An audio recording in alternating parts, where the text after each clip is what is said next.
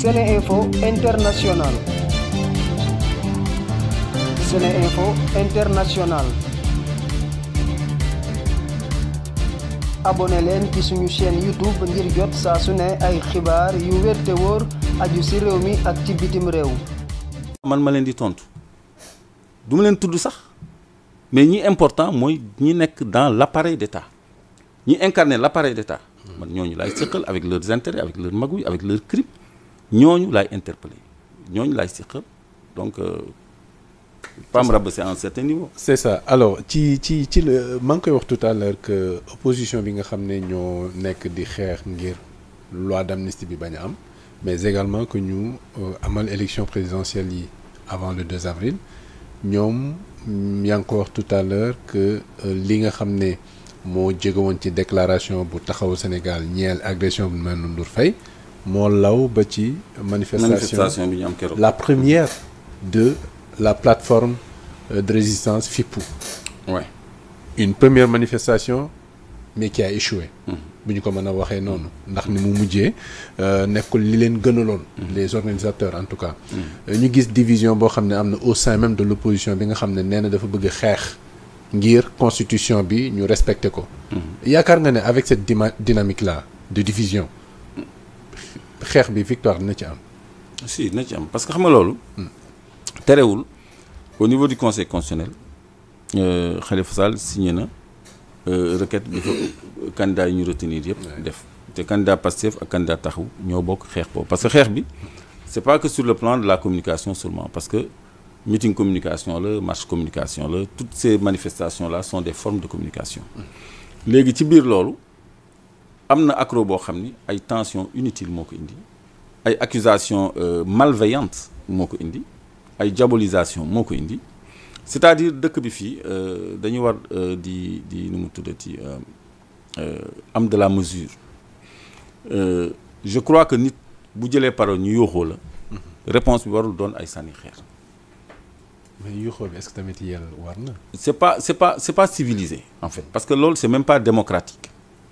mais yóoxu bi aussi li koy indi mooy yow nga tuumaal un parti. ci loo xam ni yoonam nekku ci parce que rek ñoom am nañu problème ak Maimouna Ndour Faye parce que Maimouna Ndour attaqué na leen tu comprends nga monter en épingle ni kon ñooñu ñoo attaqué Maimouna Ndour Faye ñoo agressé Maimouna Ndour Faye xam nga loolu c'est trop simple ba ay journaux sax di ko bind loolu day indi tension te loolu du dëgg parce que c'est des fausses accusations enquête bi wane na ni loolu dara amu ci. donc loolu mooy exacerber tension yi ba nga xam ni sur le terrain dafay joxe ay friction donc moo tax bi Cheikh Gueye di jël parole gars yi yooxoo ko waaw Pastef yooxoo ko Sonko mais ñoom tam mënoon nañu wax Khalifa et puis mu jeex bataille de représentativité parce que amoon na obélisque et y a pas eu ces jets de pierre là Khalifa ñëw na pour jël parole mais dañ ko fa yooxoo Pape Djibril Fall aussi même chose mais amul woon ay sànnante xeer mais c'est parce que c'était à Grand Yoff c'était le fief de Khalifa donc incident bi am c'est malheureux mais loolu je crois que ça signifie pas l'échec de l'opposition. D'accord. Alors Abdou yaa ngi koy wax léegi par rapport à la date du 2 wala boog avant le 2 avril muy bëgg-bëgg ñenn ñi notamment également muy bëgg-bëggu la coalition Diomaye 2024. Alors Clédor à vous entendre parler souvent dañuy sentir que ni vous êtes très proche de Ousmane Sonko mais proximité boobu ñuy sentir mënuñu ko wax pour autant pour kii di Diomaye Faye est-ce que lu ni mel dafay expliquer laataa ñuy dugg ci. Moi je suis pas proche de Diomaye Faye. non damay laajte. Ah d'accord. dama ni dañuy sentir ni da nga jege loolu Ousmane Sonko. mais jege boobu ñu sentir ni da nga ko jege Sonko. sentiruñ ko. si Diomaye loolu am déet certainement di nga ci ñëw. ci boo may tontu. laataa ñuy ñëw ci la date du 2 ma taxaw déjà ci le cas Diomaye avec la coalition Diomaye 2024. da nga am sa mouvement tuddee ko Claire Vision. nga demoon ci li nga xamante ni moo di législative yu 2017 yi. Après sax xam naa di nga ñëw ci parti bi ci mouvement bi fi ngeen ki tollu jamono jile. Pourquoi Clédor ak proximité bi mu amoon ak Sonko gisuñu ko mouvement am bokk ci les alliés de Diomaye ci coalition Diomaye 2024 bi. wala boog lu ni mel su amee pourquoi fësaloo ko ci jamono ji nga xamante ni sax jëmaguñu woon ci ab report. D'accord léegi xam nga dans l'espace public ñu ngi jéem a poser un clivage Sonko Diomaye loolu amul Diomaye Ousmane Sonko moo tax ma xam ko man Diomaye je le connaissais pas mës naa ñëw di waxtaan ak Sonko benn dossier bu important il m'a mis en rapport avec Diomaye ci boobu laa xamante ak Diomaye mu nekk koo xam ni ku discret ku effacé la avec qui j'entretiens de bonnes relations man du ma kuy wax mais am na ñoo xam ne bu ñu demee seeti benn leader dañuy def sax déclaration dem naa seeti diw man maa ngi leen di gis parce que Ousmane Sonko rek laa gisu mais Diomaye je le vois je suis en contact avec ses proches avec même ses frères mais loolu du waxu média quoi mais dans le débat il faut pas ñu jéem a indi un clivage moi Sonko m'a dit làmmiñam sama nopp Diomaye je lui fais totale confiance je suis capable même de lui confier ma vie ku jub la Ousmane Sonko ku xam Diomaye la te ku ko naw la seen diggante nit ñi nañ ci maanu parce que tey jii bu ñu parrainé Diomaye par la liste 111 ci ndigalu Ousmane Sonko la te pourtant il y avait deux autres candidats deux autres possibilités moom moo choisir Diomaye donc il faut pas créer un faux débat Diomaye Sonko léegi Claire Vision dafa bokk ci benn coalition citoyenne bu tudd le peuple ñoo fi defoon suñu conférence de presse boobu ci présidentielle yi ñun adhéré wuñ ci coalition en tant que coalition citoyenne le peuple Dame Mbodj lui qui est membre de cette coalition a été consulté par des proches de Sonko pour mu intégrer l'ACOS avant la mise en place de la coalition Sonko président qui est devenue Diomaye président léegi l'ACOS ñu ngi doon tenir seen ay réunion ci kër benn responsable bu nekk seen biir c'est pas la peine que je rentre dans les détails donc am naa fa samay nit ñu bari ñoo xam ne lépp lu ñu fay liggéey ak lu ñu fay nas ñun dañ ciy waxtaan parce que je suis la stratégie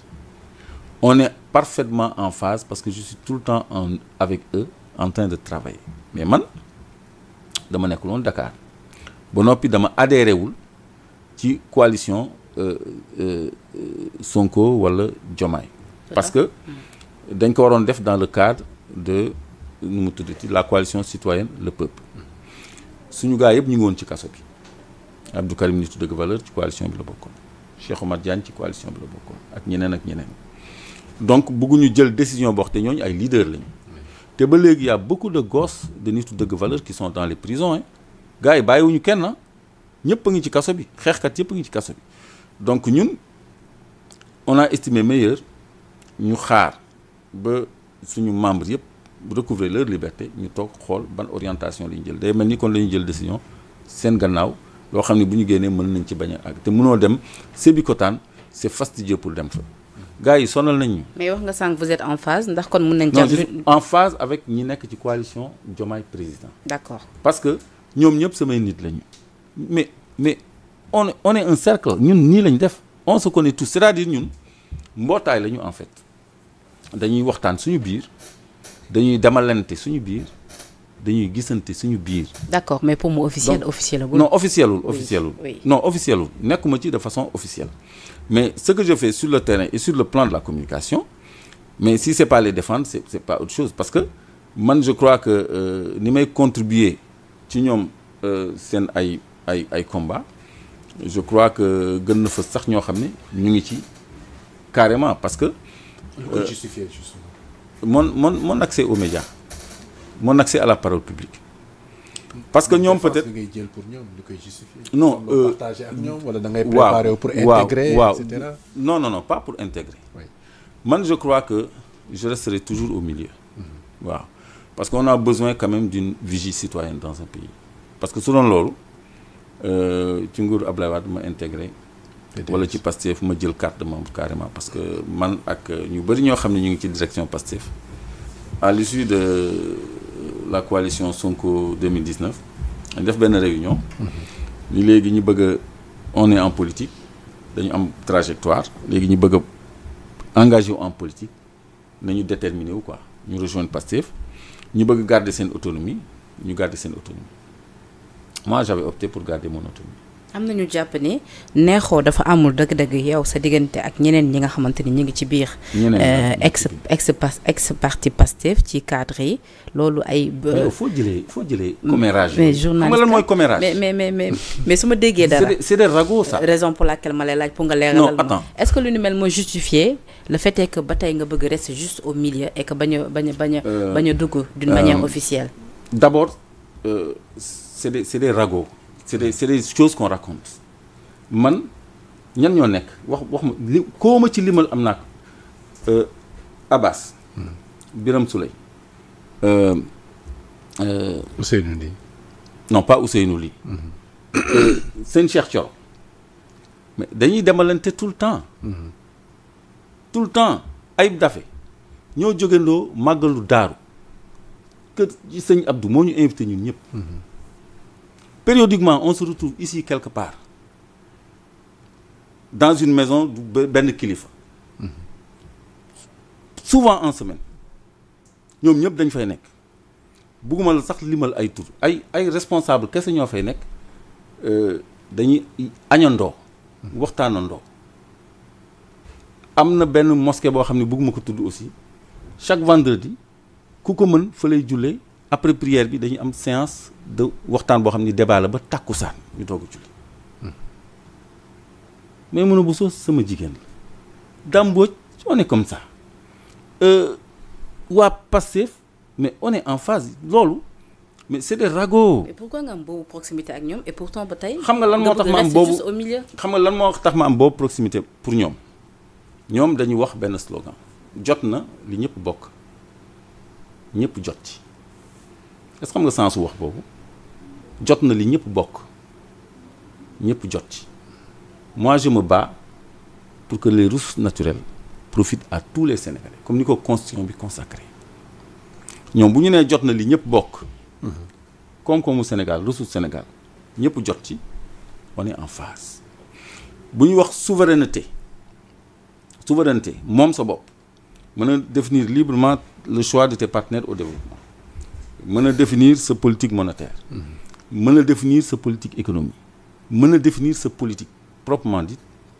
comme les États du Sahel ni ñu ko defee loolu je suis en phase on a de grandes convergences Penda man maay ki nga xam ne yomb na ma trop ma def carrière politique parce que ñëpp xam nañu sama compagnonnage ak PDS tey jii su fekkoon ni dama jëloon carte PDS xam nga 2017 ci coalition citoyenne laa demoon coalition citoyenne boo xam ne kenn xam ko crédit la tudd ma nekk ci 15e sur la liste nationale avec aucune chance de passer mais pour le principe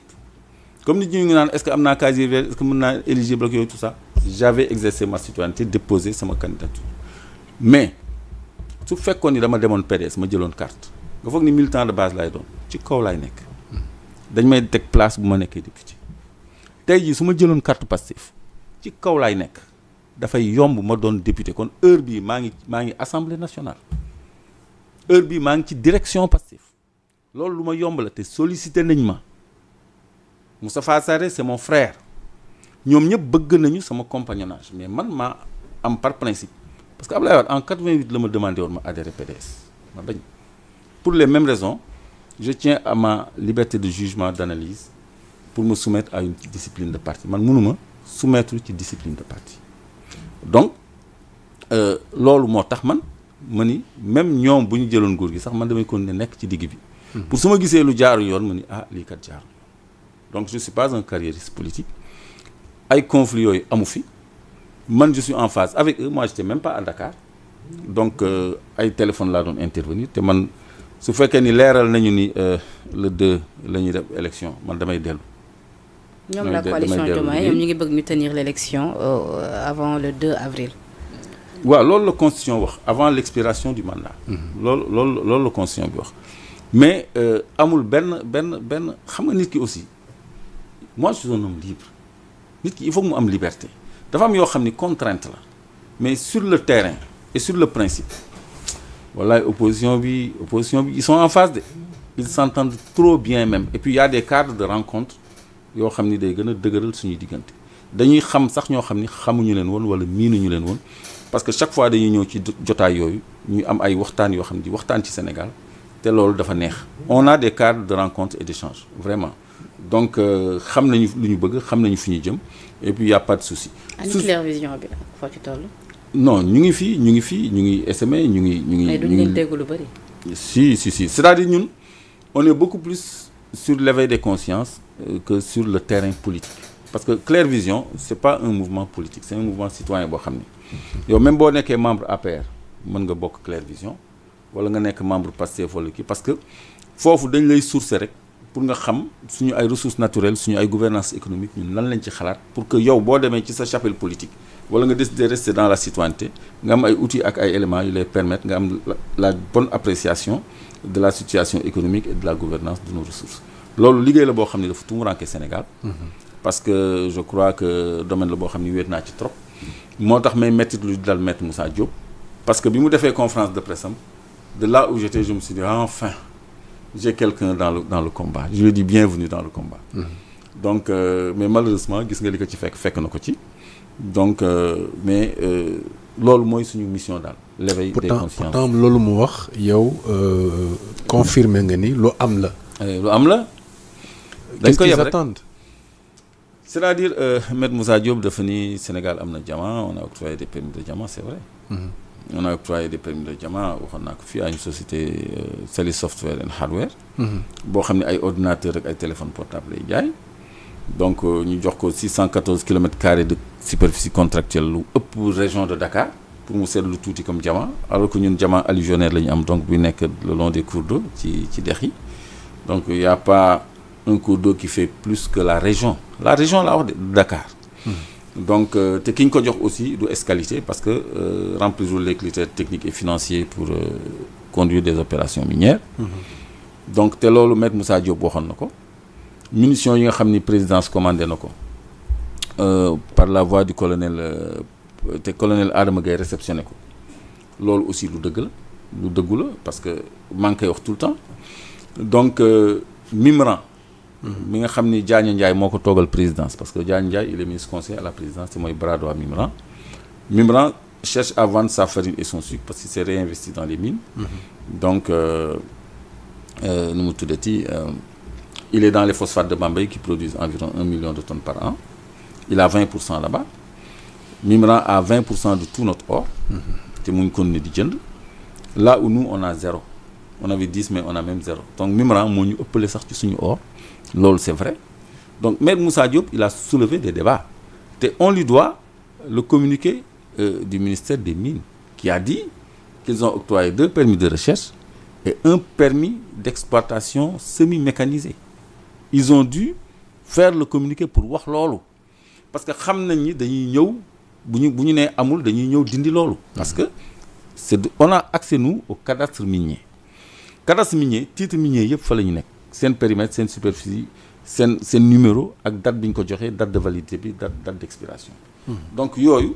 c'est des choses claires yoo xam ni boo ciy wax mënuñu la indil problème peut-être Maître Moussa Diop fi ñu ko indilee problème il a parlé d'échange de correspondance entre Aly Ngouille Ndiaye et Mawlaya Sall. 10e édition Prophet Muhammad Day in America samedi le 20 avril 2024 ci New York ngën ji mbindeef yonent yàlla Muhammad sallallahu alayhi wa sallam ci bésu ñaar fukki fan ci weeru avril la gane si woon àdduna ci calendrier bi ànd ak jant bi bis boobee le Islamic Cultural Foundation of America ci njiital imam Mouhamed Sakho ak mboolem jullit yi di amal at mu jot ñaar fukki fan ci weeru avril ci New York muy bésub gën ji mbindeef yonent bi sallallahu alayhi wa sallam di bésub jullit yépp ñu ci woo jullit yëpp di ci woo autorité étatique yi di ci woo diplomate yi di ci woo mbooleem daayira yi di ci woo association yi ak mbooleem communauté religieuse yi nekk ci États-Unis d'Amérique. Prophet Muhammad Day in America ñaar fukki fan ci weeru avril ci New York 740 Delafield Avenue Staten Island New York. Prophet Muhammad Day in America ñu ciy woo mbooleem jullit yi.